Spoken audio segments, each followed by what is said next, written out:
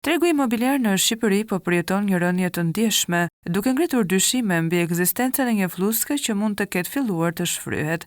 Sipas të dhënave të Agjencisë Shtetërore të Kadastrës, numri i kontratave të shitblerjes së pronave ka pasur një rënje të konsiderueshme në vetëm 2 vite.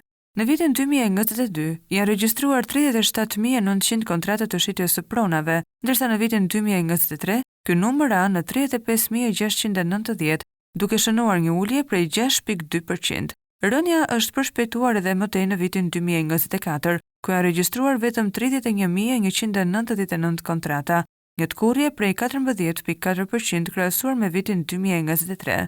Në total, nga viti 2022 deri në vitin 2024, shitjet e apartamenteve kanë pësuar një rënje prej rreth 21.5%, një tregues i qartë se tregu po ngadalësohet ndjeshëm. Ky trend rënës ngresh shqetësime serioze mbi qëndrueshmërinë e tregut imobiliar në Shqipëri, veçanërisht kur merret parasysh fakti se çmimet e apartamenteve janë rritur në mënyrë të pakontrolluar.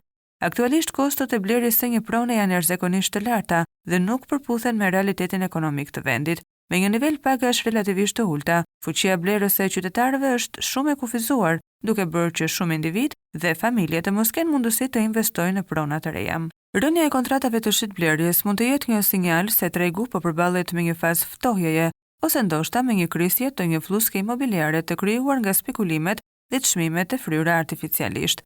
Nëse ky trend vazhdon, mund të sjellë pasoja për ndërtuesit, investitorët dhe ekonominë në tërësi, duke çuar potencialisht në një ulje të çmimeve të apartamenteve në të ardhmen.